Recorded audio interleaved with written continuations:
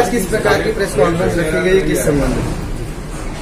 कल भारत के एक घटनाक्रम सुदूर दक्षिण के राज्य केरल में जिस प्रकार ISIS के लड़ाकों की भर्ती के लिए केरल से 30,000 से ज्यादा लड़कियों के गायब होने की कहानी सामने आई, उसके ऊपर एक फिल्म आई है द केरल स्टोरी।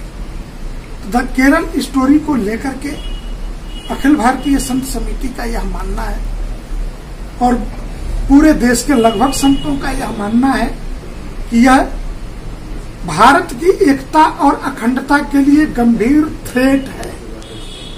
और निर्माता निर्देशकों ने कहा भी कि अगर एक भी दृश्य झूठा आप साबित करना है तो उन्होंने इनाम की घोषणा भी की।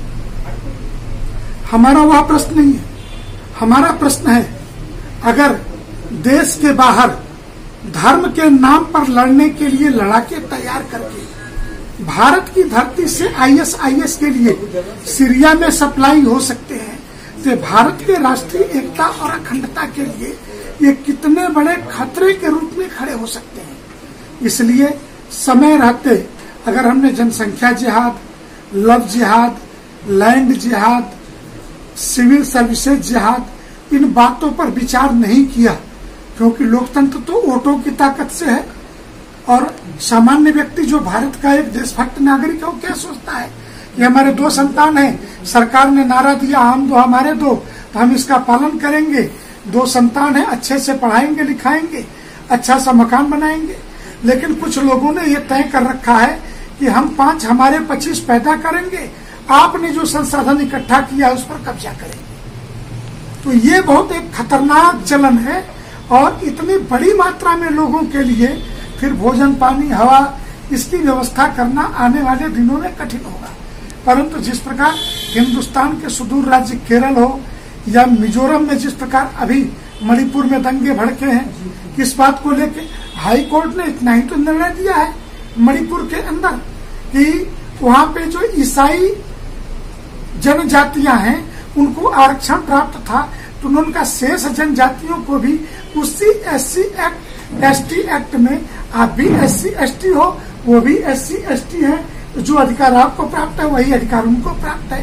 इतनी सी मात्र बात के लिए इतना भीषण दंगा मेघालय में, अगर उन राज्यों में मणिपुर मेघालय जैसे राज्यों में फैल रहा है कि ये ठीक प्रवृत्ति नहीं है, अर्थात हम कहीं न कहीं बारूद के ढेर पर बैठे हुए हैं।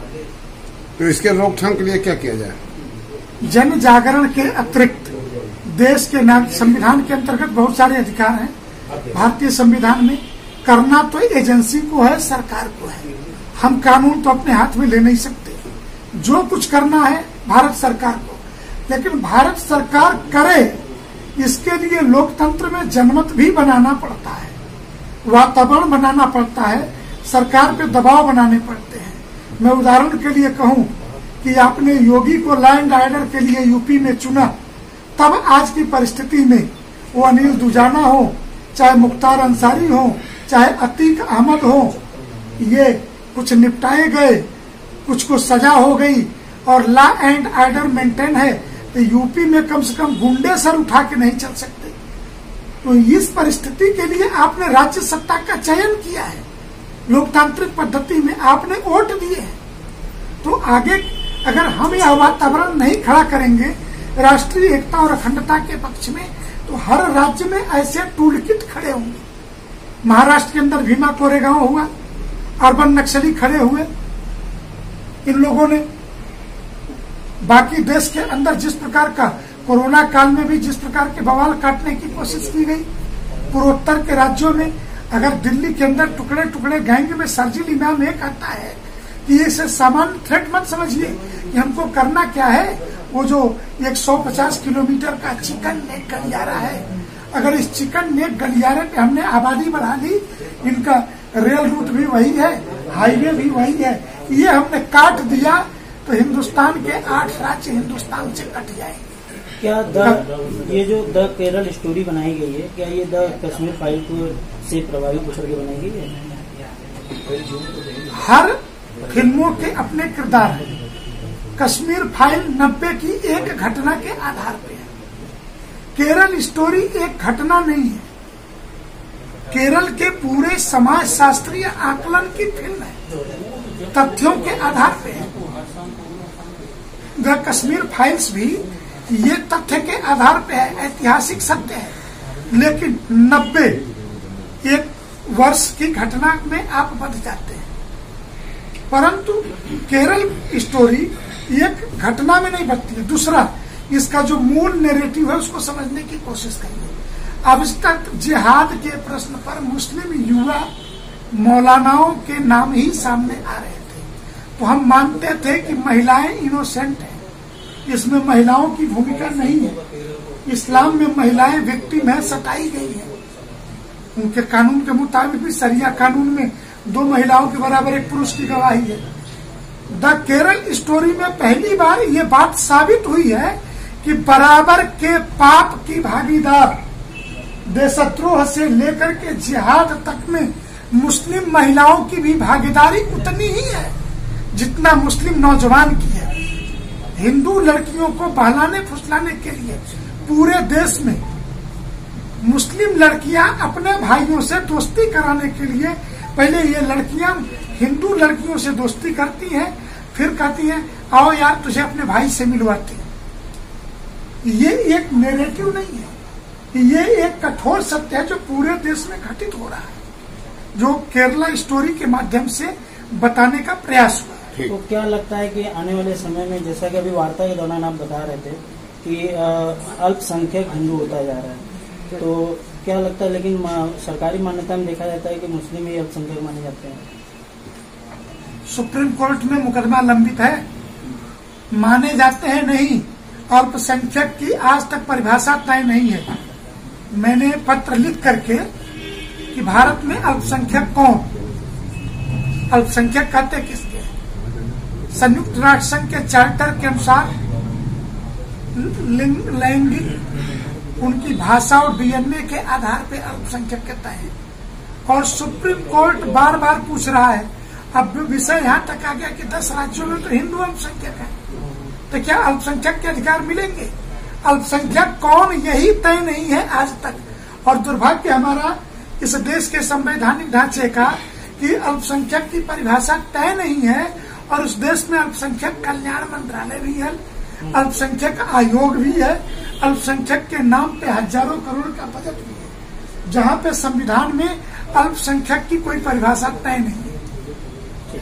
स्वामी जी, एक सवाल आओ, हमारे बनारस जैसे शहर में आप उन पेरेंट्स को क्या कहेंगे जो नोट कमाने में, जो अपने बिजनेस में लगे, लेकिन उनके घर की जो बेटियां हैं, बहन हैं, वो स्कूल जा रही है, कॉलेज जा रही हैं, उसके बाद वो बाहर, अभी सैकड़ों ऐसे केस हैं जो हमारे जानने में है, मुस्लिम लड़कों के साथ घूम रहे, लेकिन पेरेंट्स को कोई जानकारी नहीं है मेरी बेटी कहाँ जा रही है, रात को पार्टी कहाँ कर रही है, किस क्लब में जा रही है, किस लड़के के साथ जा रही है। थोड़ा सा आप बनारस के ऐसे लोगों को, मैं तो बनारस से हूँ इसलिए बनारस की बात करूंगा, कि कम से कम ऐसा संदेश दे कि पेरेंट्स अपने बच्चों पे भी थोड़ा नजर रख पाए।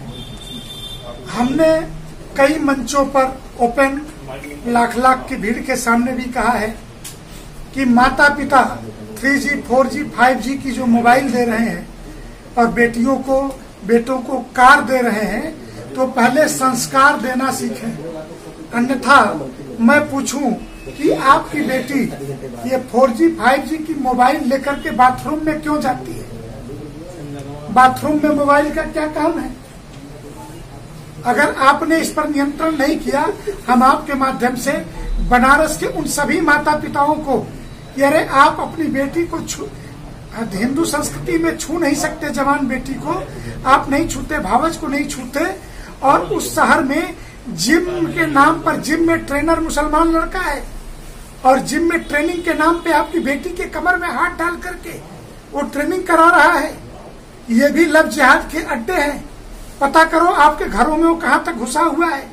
और ये बॉडी और फिजिक बनाने के नाम पर जो एक गंदा खेल शुरू हुआ है, यही ISIS तक के पहुंचने का रास्ता खोलता है। स्वामी जी, समान नागरिक संहिता के बारे में पहले सुप्रीम कोर्ट ने एक गाइडलाइन जारी की थी, आज तक किसी सरकार ने कुछ उस पर किया नहीं। आप अपने विचार व्यक्त कीजिए इस विषय पे।